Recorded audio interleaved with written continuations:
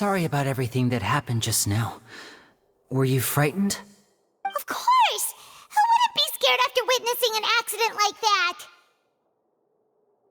Yeah, I'm a little shaken up myself. How could this happen? And poor Cal. I know you already claimed that you would defend me, but now it's just us talking. Tell me, do you think I could possibly be the murderer? Good to hear.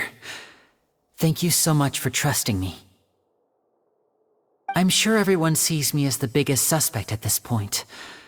But, if you ask me, the whole thing is mysteries layered upon mysteries, such that all that's left is confusion. I don't know whether what happened there on the stage was purely an accident or not, and I don't know why poor Cal was in the box. As for how that girl chosen from the audience could suddenly disappear, I'm afraid I don't have any answers either. If someone tampered with my performance, then we need to figure out what they did. Even a skilled and knowledgeable magician like myself couldn't pull all that off in just 1 minute. Which is precisely why we need to investigate! As this book says, the impossible could not have happened. Whatever happened must have been that which is possible. Paimon bought them when we were reading at the bookshop in the city earlier. Pretty cool, huh?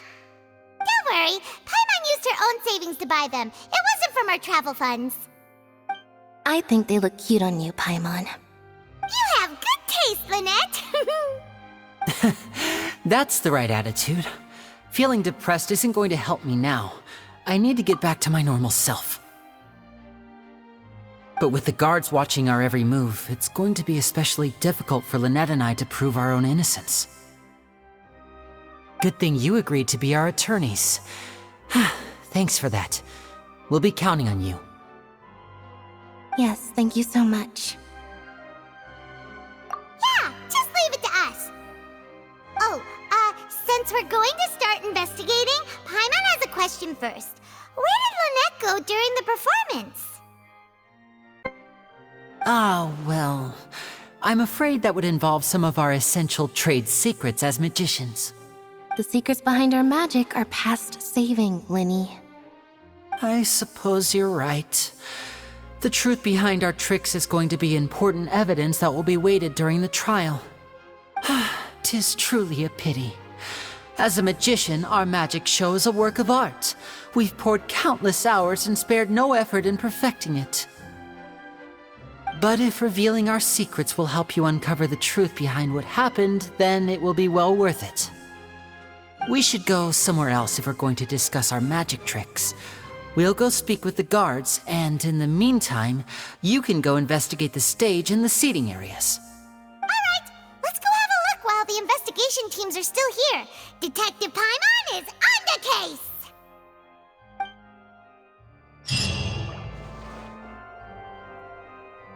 Hello, officer. How's the investigation going? Ah, I see.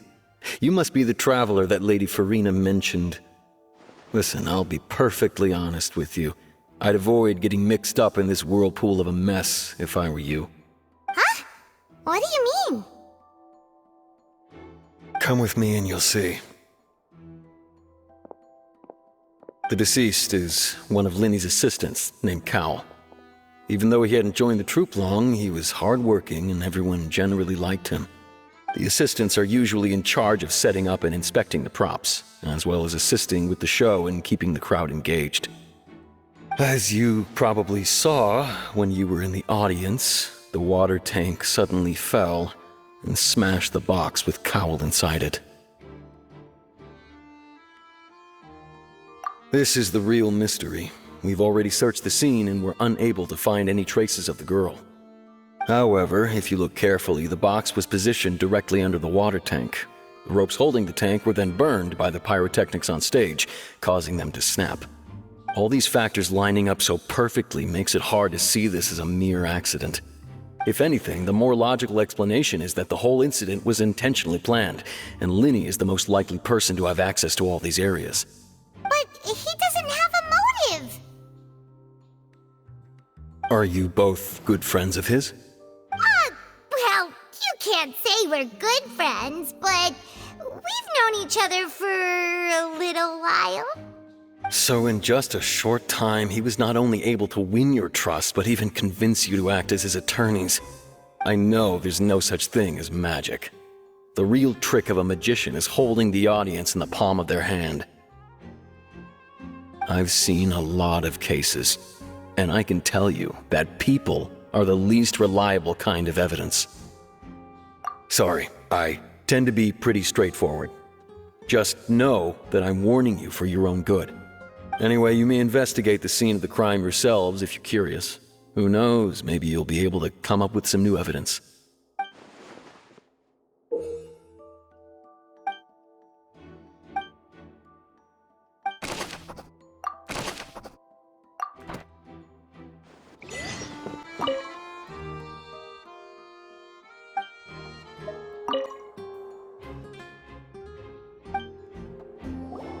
I see that you're investigating the area. Well, it just so happens that I'm interested too. If you find any new and interesting leads, be sure to share them with me, all right? We don't have too many thoughts yet.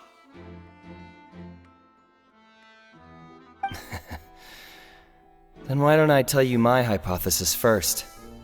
The way I see it, it all started with that loud thud. The thud? Oh, you mean the sound that happened during the countdown? Yes, exactly. It wasn't terribly loud, but I suspect that most people heard it. It's just that everyone was awaiting the results of Lenny's trick with bated breath, so no one paid it much mind. But now that the incident has happened, the thud has become an important clue. That makes sense. So, what do you make of it?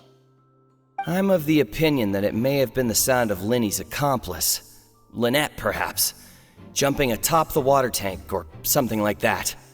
And when the pyrotechnics went off, she cut the rope, sending the water tank crashing down. But wasn't the noise we heard too loud for that? Perhaps the balance wasn't right, leading to a particularly rough landing. Oh, that's true. I suppose I must reconsider. That does remind Paimon, though. What was with that sound?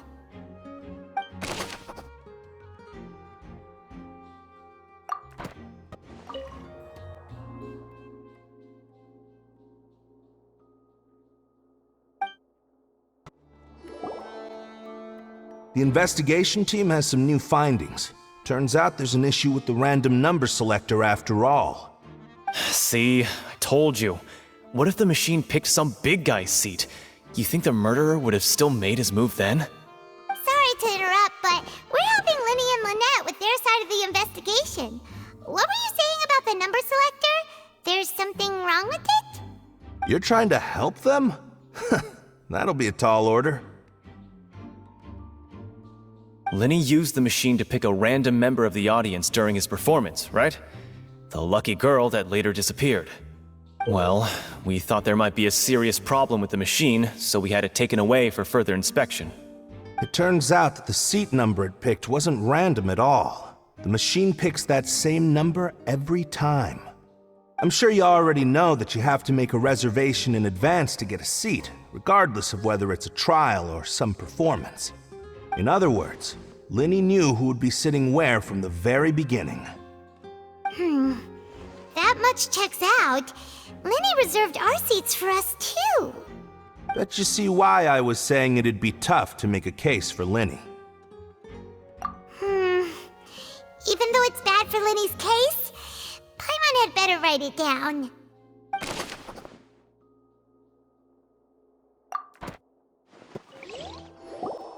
So this is the rope that broke and caused the water tank to fall. The rope looks pretty durable. How can it be burned through so quickly by fireworks? Why are you suddenly so serious, Traveler?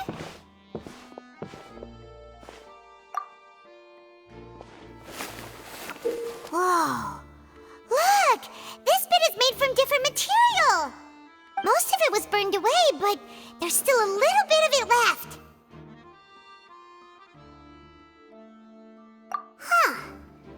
If a rope meant to hold something was made with that kind of material in it, then that means... Wait, why don't you write all this down? Let's take notes.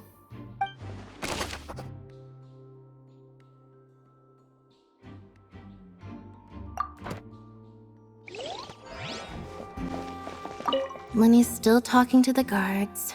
It seems he'll have a lot of explaining to do.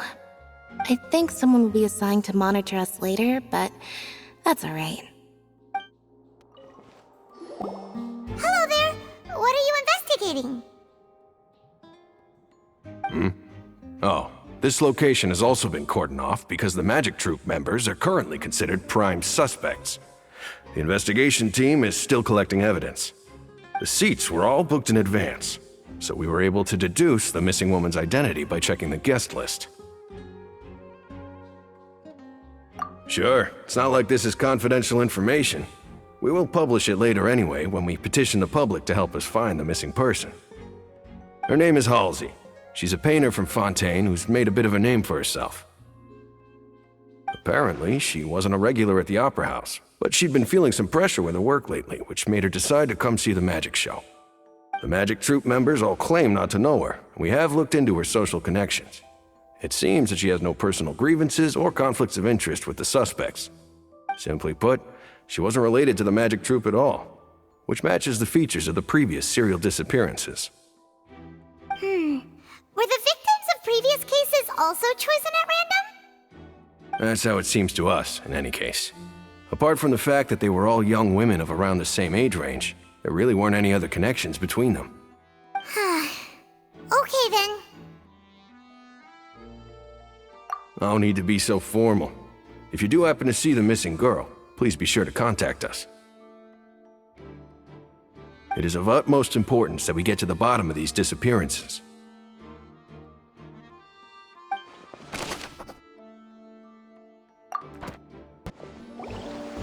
Hey, you! Yes, both of you! Over here! I've been keeping an eye on you for a while now. Huh? You mean us? That's right. If I'm not mistaken, you're also among those who wish to cut down the thorns and pursue the truth. No? And by the looks of it, you're not from Fontaine. Well, you're right on the more about that one, but who are you?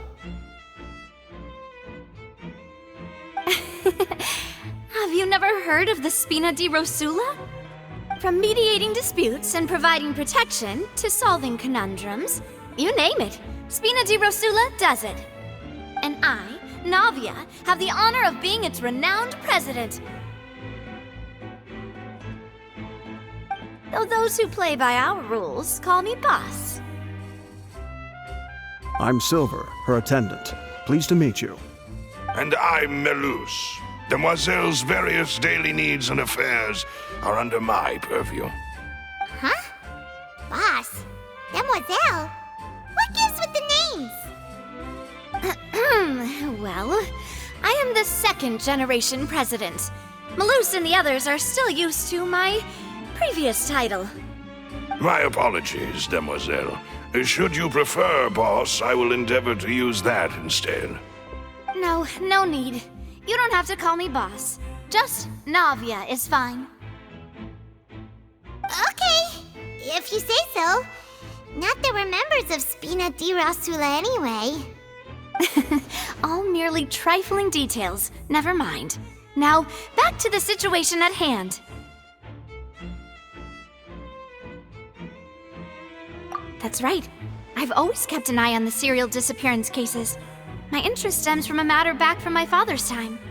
Judging from the look of things, I find Linny an unlikely mastermind. Really? We think so too! That's why we're looking for clues now. But how did you come to that conclusion? Intuition, naturally. My unparalleled intuition.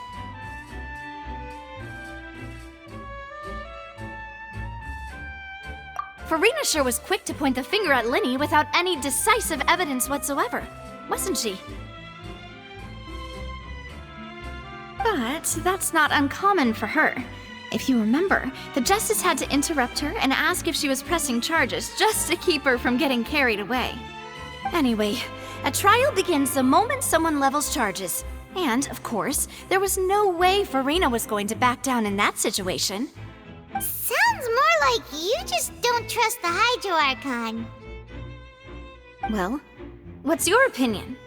I must admit that she can be interesting at times, but liking her doesn't mean that I'll blindly agree with her. All right, I've answered your question. Now, it's time you answer mine. Wait a minute, did that answer count? Well, I say it does. But don't worry, you won't hear any pointless questions from me. In your opinion, do you think it's right to treat a trial like it's an opera?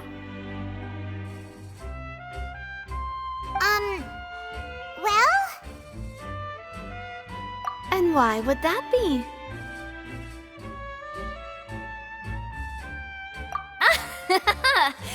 See, Silver and Maloose? I told you they'd be different. Most astute of you, demoiselle. I too think that the Traveler's response was most excellent. No matter how wonderful the script or how fervent the audience's expectations may be, the trials that go on stage here must be based in fact. And if that can be done, boss, then... All right, that's quite enough, Maloose. Anyway, I like your answer. You passed with flying colors. Now, I need to make some preparations, following which our joint investigation shall commence. You two shall be my assistants. Wait! Since when did we become assistants? Oh, well, I can be the assistant, sure. Or your companion, if you like. I'm really not that fussy.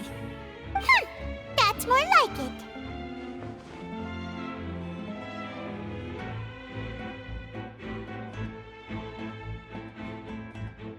Far be it from me to brag, but I believe that Demoiselle's intuition will be instrumental in uncovering the truth. You wish to save a friend from false accusations, and we wish to unravel the disappearances. In this sense, our goals are aligned. You have a point. You're quite the talker, aren't you, mister? And what about you over there? What do you think? You seem like you've got something on your mind. I have nothing to add. Oh, alrighty then. We'll be making some preparations first. Just be sure to let us know if they start revealing Linny's tricks. Thanks! Sorry, but no one can freely enter or exit the Opera House at the moment. If you wish to leave, you must register your identity with us first. No, we're not leaving. We're representing Linny and Lynette as attorneys, so we're investigating the case. Were you always guarding this entrance? Yes, after the Chief Justice gave the order, everyone coming in or out must undergo a strict inspection. So, the missing girl couldn't have left from here, at least not from that point on. I doubt there was much opportunity then either.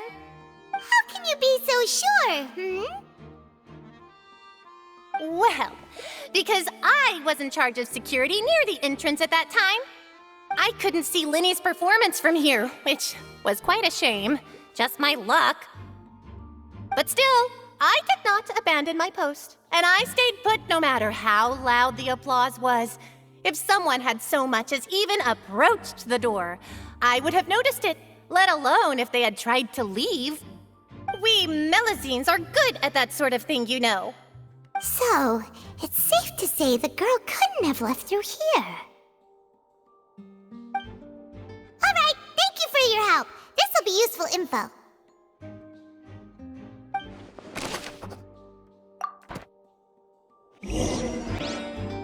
We've checked everything of note here at the performance venue. Paimon wonders how Linny's discussion with the guards is going. Let's go see, shall we? Ooh. Ooh, things are getting interesting, huh? We're about to see how magic is made. Understood. Then I will be going with you. Just so you're aware, I will be monitoring your actions and making notes as necessary. Very good. Thanks for being so agreeable. I'd pull a rose out of my hat as a gift for you if I could. You may spare the pleasantries. I'm just doing my job. You've arrived. Who's this? Me? I'm Spina di Rosula's guardian angel. If you've got a problem, I've got the firepower. Sorry, I got a little carried away there. Call me Navia. I'm a partner of theirs, and will be helping investigate this whole situation. And these are my companions. Would you mind if they join as well? Fine by me.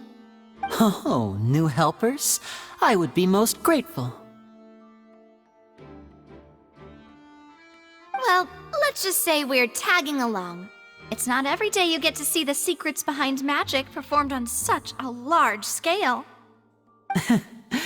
I appreciate your kind interest. Come with me. We'll be heading below stage.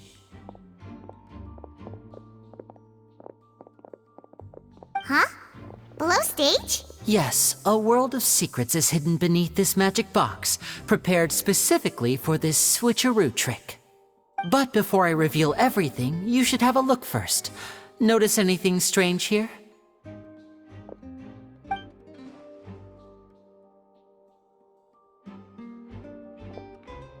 I'm not trying to be dramatic. Remembering the details of a trick will help you understand the methods used to perform it more easily. Huh. Weren't there balloons and other decorations here? Where did all that go? Ah, good eye. That said, you're still far from discovering the answer. The back? You mean the inside of the door? What's different about it? Paimon didn't notice anything. Very good indeed. I thought you might not be able to catch that, given that you were sitting in the first row. The back of this door was patterned. Those patterns are now gone, replaced by a smooth wooden board. So, if you put 2 and 2 together, what do you get?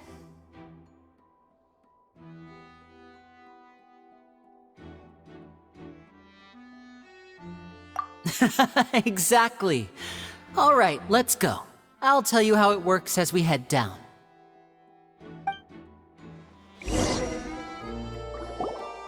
Oh, so there was a passageway under the magic box!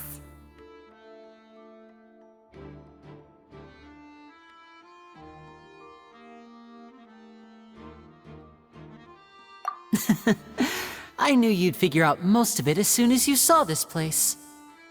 The 2 magic boxes are positioned right above the 2 entrances of the tunnel. See this flatbed trolley? The box with the lucky audience member in it would be shuttled over to the other side using the trolley. This trolley can raise and lower and even rotate, ensuring that the box will face in the right direction. I see. So that's the purpose of the box inside another box. Precisely. The inner box would descend after the audience member was put inside and be moved along the trolley, all while the outer box would remain on stage as if nothing had ever changed. So that's how you did it! Once the box was lowered, the trolley would store some energy through this device here, with which it would complete the rest of the steps. The audience member would only be able to feel some slight movements in the dark, and by the time she walked out, she would already be back on stage. Right! You were talking that whole time, and you even came out for a moment near the end! Ah, yes. A phonograph operated by Lynette was used to achieve that effect. My assistant and I had already scripted our conversation beforehand. When the countdown began, I had already gone to the opposite box via a tunnel using that ladder. And what about Lynette? Where was she? I was in the mezzanine space in the back of the box. Oh, interesting! That's how we were able to coordinate Linny's lines with the assistant. And, by the way, I was the one who walked out of the box at the end. I mean, we are twins. All it takes is a change of clothes and no one can tell who's who. And that's my favorite part of this trick. Only Lynette and I can perform it. So that's how it all worked! Wow! Every detail you revealed was more amazing than the last! Lynette would briefly walk out of the box and then go back in, jumping into the tunnel and escaping before the box on the trolley could finish ascending. And then I walk out of the other box in the audience area, and the trick would be complete. The operative word here being would. But as you saw, Cal was in the box, not our audience member. She, on the other hand, mysteriously vanished. We really don't know how that happened. If not for that interlude, this would have been an astonishing trick. I probably never would have figured out how you pulled it off. And yet, to think that someone was able to use this magic trick to commit a crime. Could we have a look around? I think we can come up with some more leads. This is the scene of the crime, so Linny and Lynette are not permitted to stay here. I'll escort them back up. Yes, of course. No need to be so strict now. I won't disappear into thin air, you know. Thanks, everyone. We're counting on you.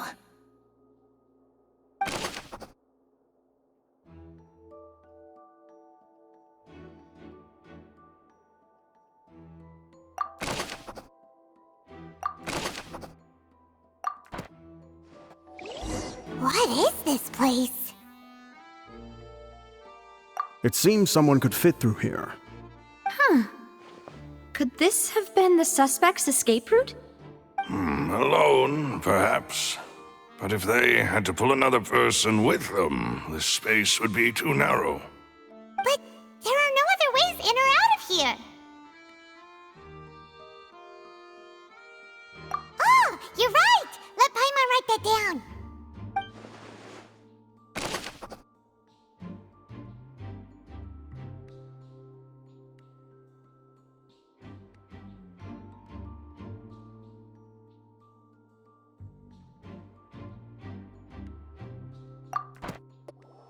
Oh, these are the clothes that the lady chosen from the audience was wearing, right?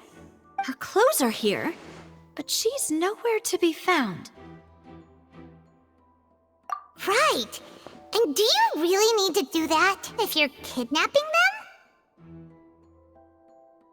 Ugh, this is so confusing. Paimon doesn't want to be a detective anymore.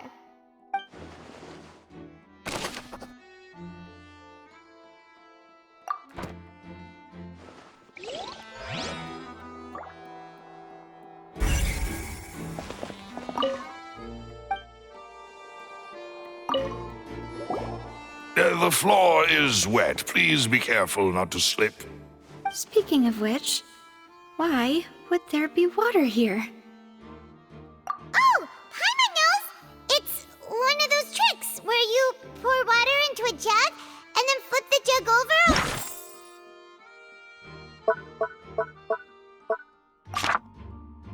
Wait for the water to disappear? And here's a broken vase. Huh. Did the trolley knock it down while moving? That can't be. The trolley moves along tracks from start to finish. It couldn't have hit the vase at this distance. Let's note this down too and think about it later.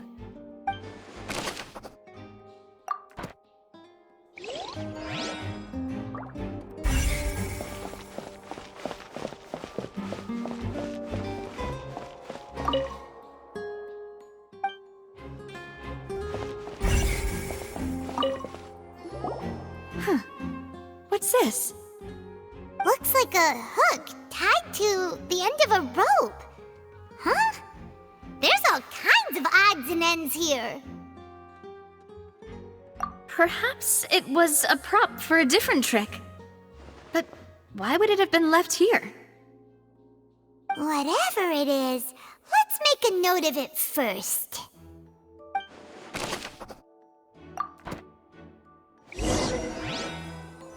Seems we're just about done investigating down here.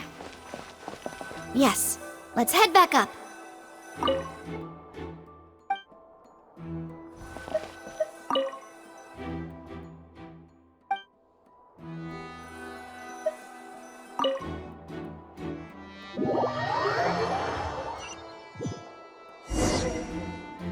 Well, we've ascertained the state of the crime scene. Let's find a place to sort out our findings once Malus returns. It seems to me that there are several things that don't add up here. Apologies for the wait, demoiselle.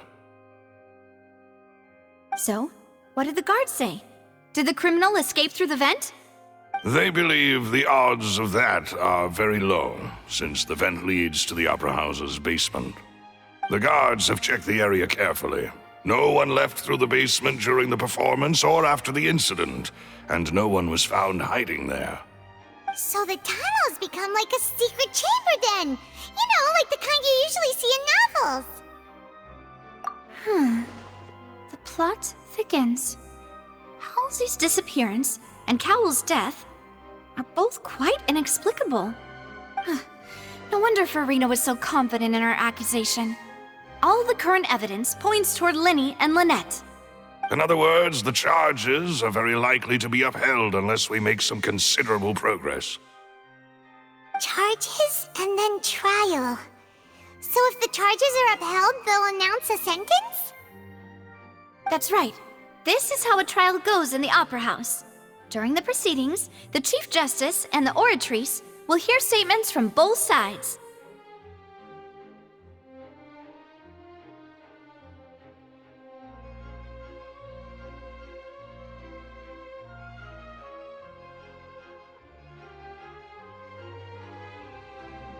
That's right. This is how indemnitium is produced. The statements from both sides, the defenses from attorneys, witness testimonies, and even the audience's emotions will all be projected on the Oratrice. To put it simply, it's as if the Oratrice has its own will, and is a judge in its own right. This also precludes any kind of favoritism on the part of the Chief Justice. And not that this has ever happened anyway. Once both sides have finished speaking, the Chief Justice will make his final decision. This, too, will be used by the Oratrice as a reference. Then, finally, the Oratrice will be consulted by officials. The result it returns is the will of justice itself. Huh?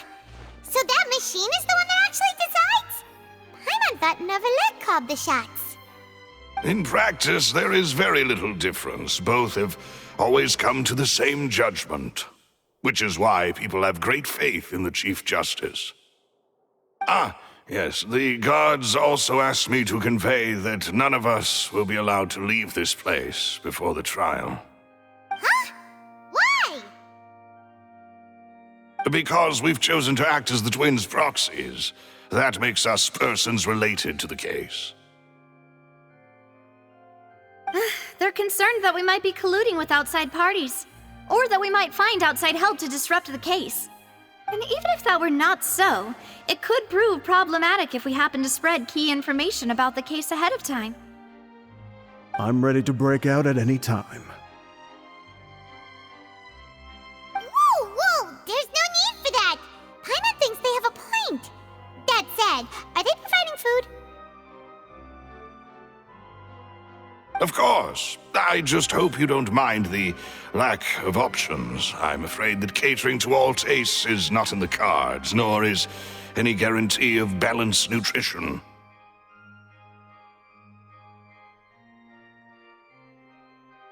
In that case, let's just sort out our findings together here.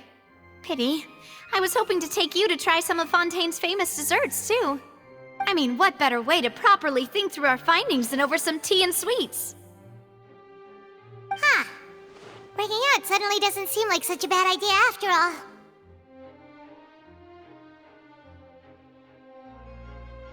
Just kidding! Just kidding! Paimon will still do her best, even if there are no snacks. What do you mean, no snacks? Of course we'll have snacks. If we cannot buy some, then we'll simply make some. Huh? Here? But how? Understood, Demoiselle. Everyone, please come with me.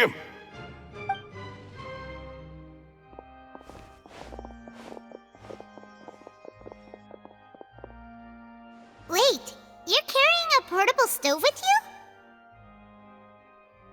Yes, I must be prepared to meet the Demoiselle's baking needs whenever the fancy strikes her. I have eggs, sugar, and almonds at the ready. Good work, you two. Then I'll get to it. Please sit tight for a moment. You'll get to taste my awesome snacks soon enough. These three are quite the interesting group.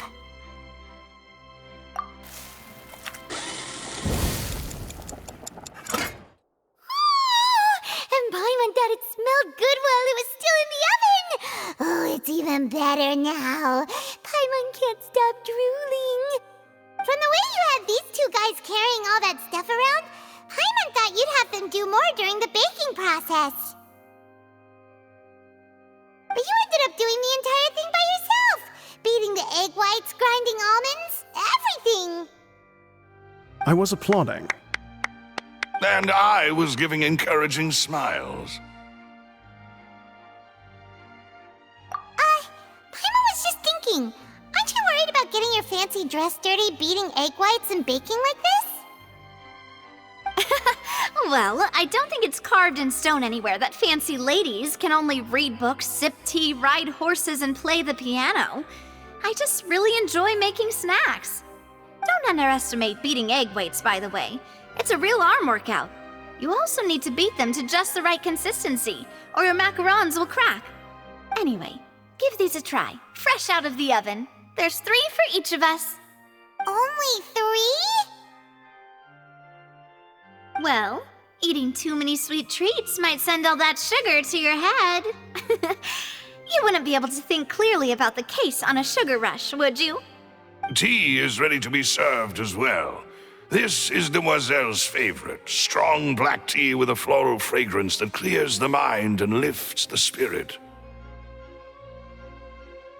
No need for concern. I'm merely doing as I should.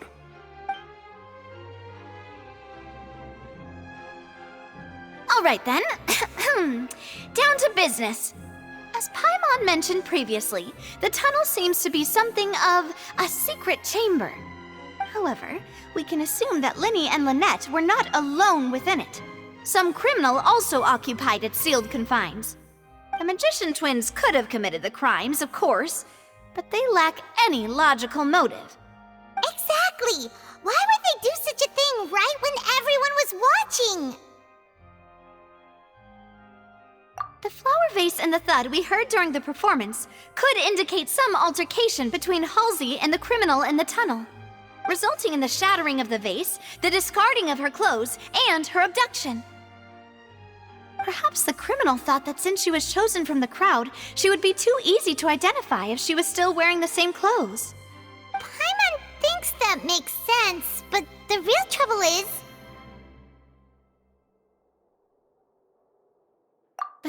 True. None of the clues we found thus far support the existence of this third person. But the only people left to consider are both technically victims, whether it's the missing girl, Halsey, or poor Cowl. Huh. Could Halsey have secretly made modifications to the magic props in order to murder Cowl before making her escape? That's right. And even if she had tampered with the setup, she would need to understand the entire trick to pull it off.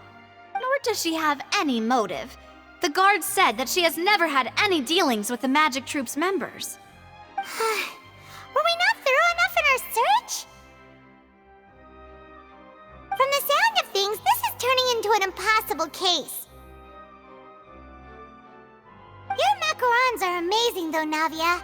They smell great! They're nice and crisp and super sweet! They are my specialty after all. And I see you've already had 5 of them. What? 5? Oh, that can't be right. Paimon only counted 3, honest! Please don't worry about it. At my age, a few less sweets might actually be a good thing. No. Being greedy is one thing, but Paimon knows how to count. Besides, Paimon knows that if she ate too many, then others wouldn't have enough. Wait, even you don't believe Paimon?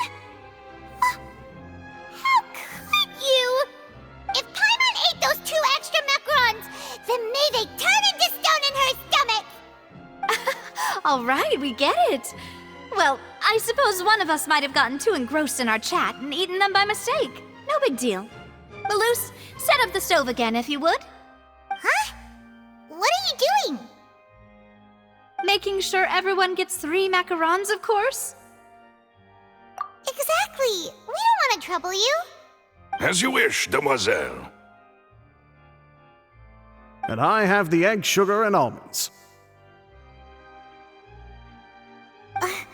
Well, this really is your hobby, huh?